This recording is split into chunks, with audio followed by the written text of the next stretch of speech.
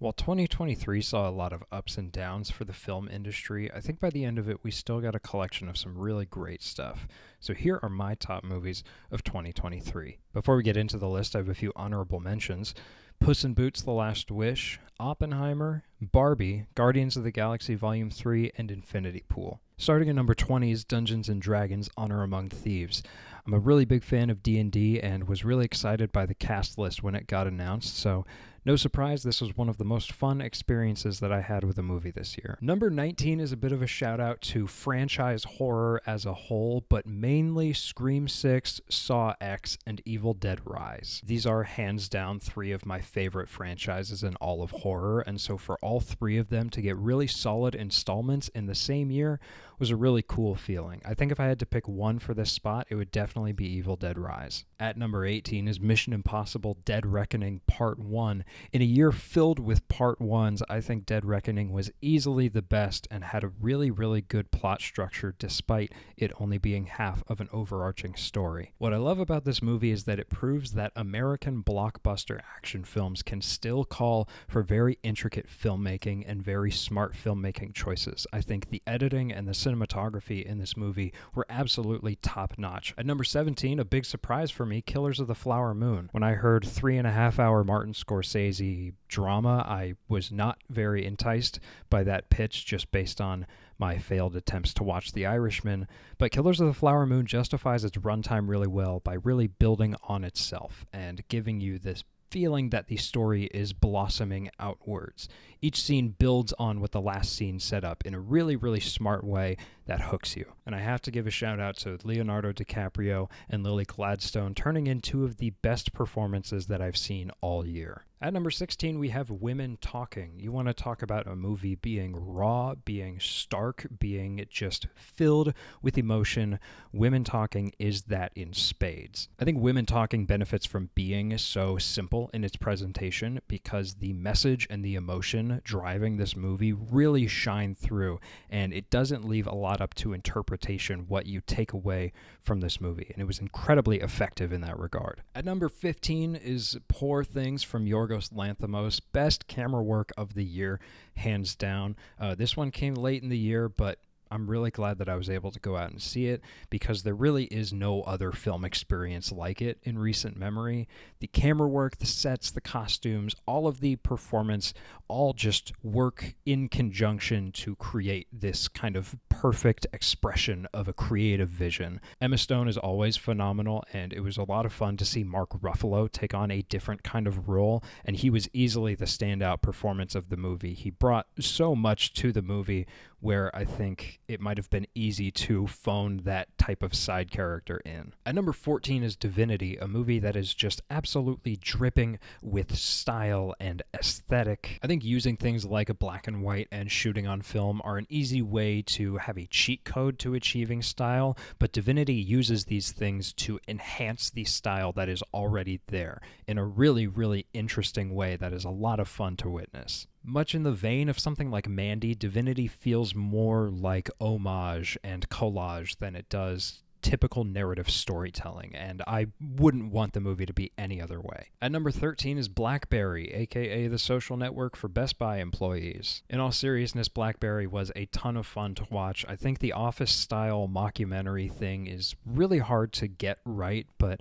BlackBerry does a nice balance of using it for comedy and drama, and the story itself is interesting enough that smart filmmaking and great performances, especially by Glenn Howerton, can elevate this story and make it really easy to buy into and a ton of fun to watch unfold on screen. At number 12, arriving late to the party, The Iron Claw. Now, I am a massive pro wrestling fan, so when I heard that A24 was making a movie about the Von Erich family, I was immediately intrigued, and especially when they announced the cast of it. I think Zac Efron definitely deserves to be in the award conversation for his performance here, but I also want to shout out Harris Dickinson, who, while he wasn't around for the entire movie, really made an impact on me as far as embodying his character. Being a brother myself, Ironclaw brought a lot of emotions out of me, and I have a lot more to say about it, which I'm saving for its own video. But the Ironclaw, if you want an emotional freight train to just run you right the hell over, can't recommend it enough. At number 11, we have How to Blow Up a Pipeline, one of my favorite movies to come from Neon in the last few years. How to Blow Up a Pipeline represents such a beautiful marriage of the filmmaking of a movie serving the story, and the story then informing the filmmaking. The hot look of the desert scenes in this movie really amplifies the initiative. It is a relatively simple story, but that makes it a very smart story, and all of the characters interacting with each other adds this layer of almost coming-of-age ensemble story to the movie that I really, really did not expect but appreciated. Getting down to the nitty-gritty here, the top 10. Number 10, one of the biggest surprises for me on this list, Asteroid City. Now, I call Asteroid City a surprise because I haven't historically been a fan of Wes Anderson's movies. I think often he uses his style to patch up what is ultimately really weak substance. Asteroid City was not that. Asteroid City was a really, really fascinating meditation on creativity and felt like a reflection by Wes Anderson on the rest of his career. At number 9, what was easily my most anticipated movie of this year, Hayao Miyazaki's The Boy and the Heron. Now, I was fortunate enough to see this movie back in September in its North American premiere, and ever since that screening, I have been anxious for the public to get their eyes on it and to talk about this movie. What I love about The Boy and the Heron as a massive fan of Hayao Miyazaki is that it touches on all of the different subject matters that he likes to call attention to all at once. You have the otherworldly aspect to it, you have the environmentalism aspect, you have meditations on death, you have anti-war messaging. It puts its finger in every pie of Hayao Miyazaki's subject matter. And I think this would be a really good movie for getting people introduced to Miyazaki's films. I saw this movie both subbed and dubbed, and while Hayao Miyazaki always has very solid dubs, I think this one might be one of his best. Christian Bale and Dave Bautista especially turn in some stellar voice acting performances. I hope you like anime, because this list has a few more, starting with number 8, Blue Giant. Blue Giant is an incredibly visceral story about a young man and his ambitions. I always really enjoy movies where the main characters are some kind of artist or creative person, because the way that the movie chooses to portray that can tell you a lot about the filmmaker itself. And I think the portrayal of music and passion for music that Blue Giant has is something so refreshing that I haven't seen before. And it was an incredibly dynamic way to showcase what is ultimately can be perceived as a very simple thing, loving to play music. I am not a musician, nor am I a fan of jazz, but this movie was able to get me on its page, get me speaking its language to the point where I was rooting for the main characters the entire time and brought to tears to see their arcs complete. At number 7, a movie that I've seen on a lot of people's lists, The Holdovers. Now, I've been excited for The Holdovers ever since the first trailer dropped. I think stylistically it looked very interesting, and Paul Giamatti always turns in a great performance. What I didn't expect from Holdovers was the overwhelming feeling of nostalgia. Taking place during a winter break in the school year evokes such powerful memories for me as a child, or even in high school. Being that I moved from a cold Midwestern state to Florida, seeing all the snow and all the winter wear made me feel nostalgic for something that I didn't think I missed all that much. I've seen a lot of comparisons between Holdovers and Good Will Hunting, and I could not agree more in that both of those movies are masterful showcases of human connection and the desire to fill the voids in our emotional fulfillment. On top of all that, the movie is funny, the movie is heartwarming, it's charming, it's smart.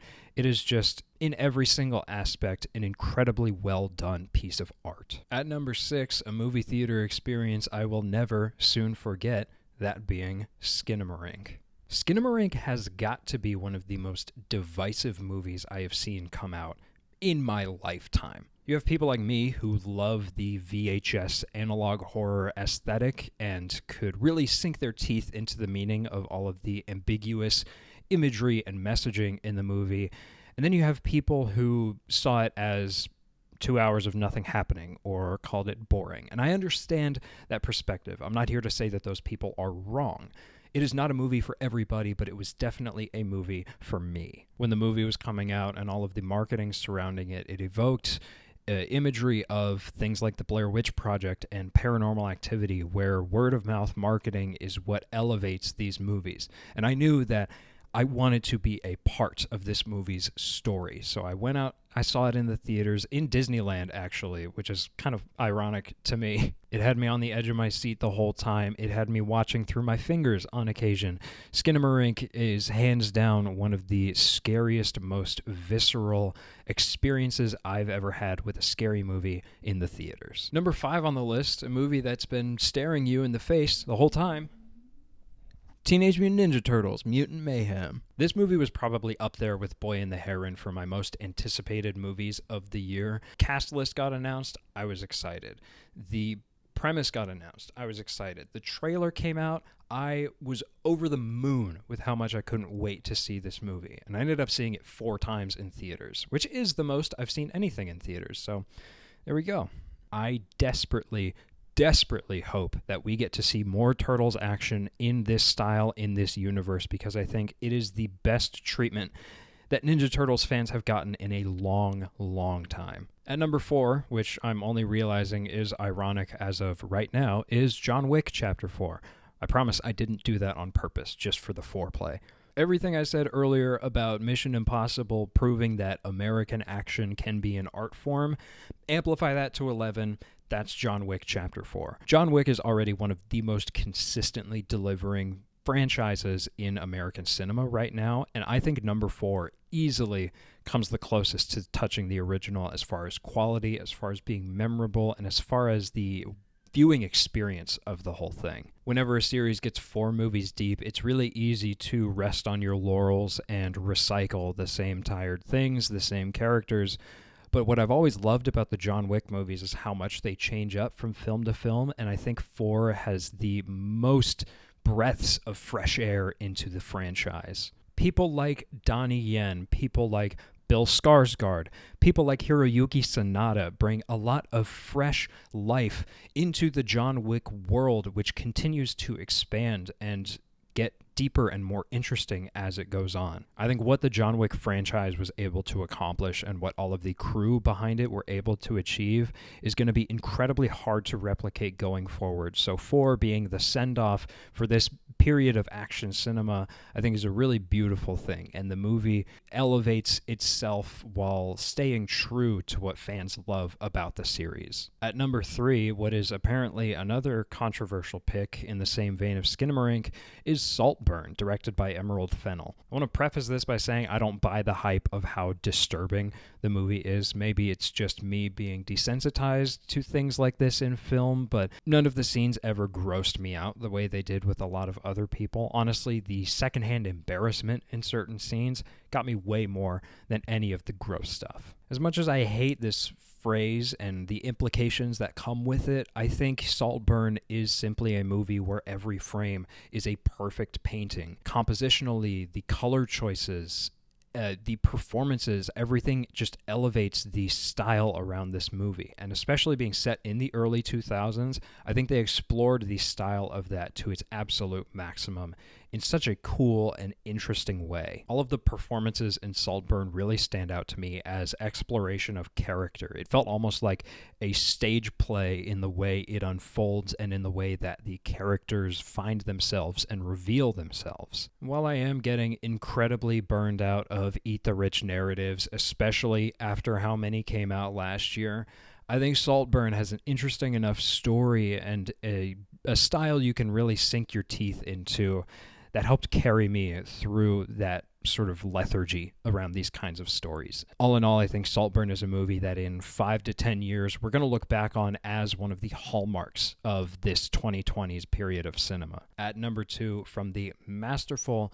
Takashi Yamazaki, we have Godzilla Minus One. To put it as simply and as honestly as possible, Godzilla Minus One is everything that makes movies amazing. It is heart-wrenching character drama. It is jaw-dropping action. It is goosebumps-inducing sound design. It is an emotional roller coaster. I think it's really amazing that Godzilla Minus One has had so much success in America, getting constant extensions on its theater run. I think it's important for American audiences to see Godzilla as it was intended to be seen, through the lens of a Japanese filmmaker. While I don't think the American Godzilla movies are all bad or not worth thinking about or keeping in mind, I think the Japanese perspective on especially World War II, where this movie is set, is really important for American audiences to break free of this echo chamber and to break out of the cyclical thinking when it comes to history and when it comes to conflict within history. And Godzilla Minus One is a really important reflection of that, especially in the year that we get Oppenheimer, a movie that largely ignores what the consequences were of American action in World War II.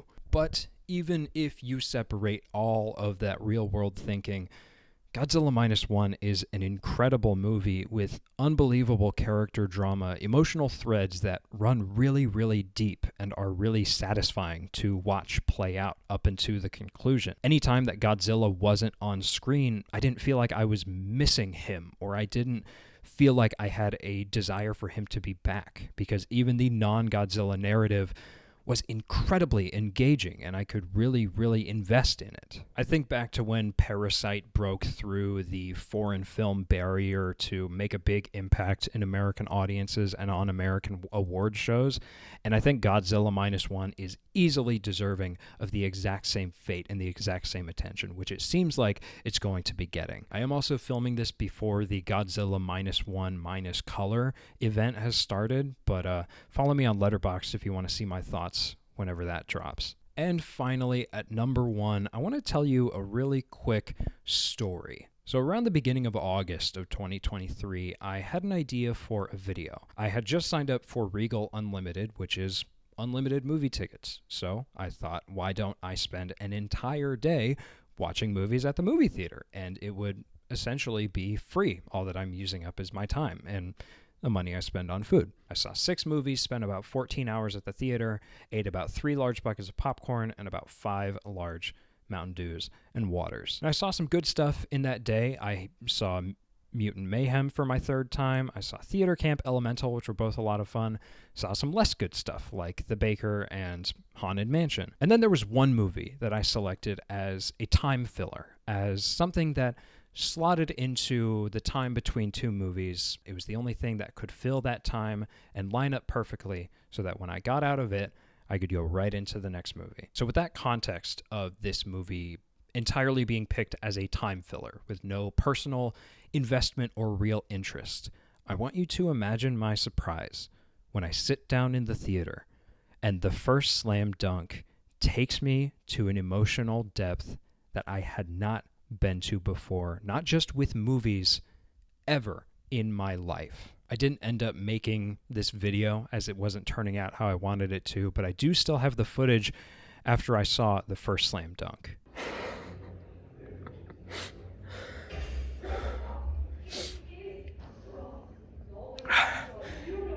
My hands are still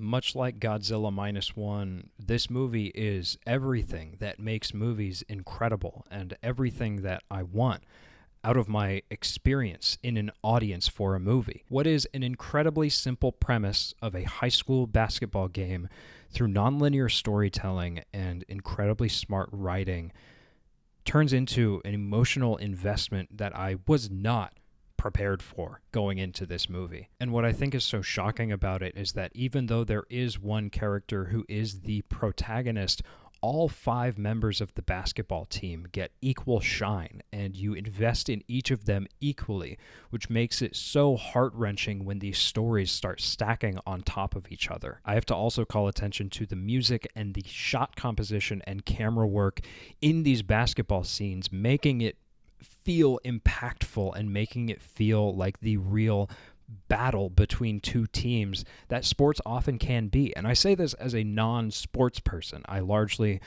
watch pro wrestling, catch the occasional college lacrosse game.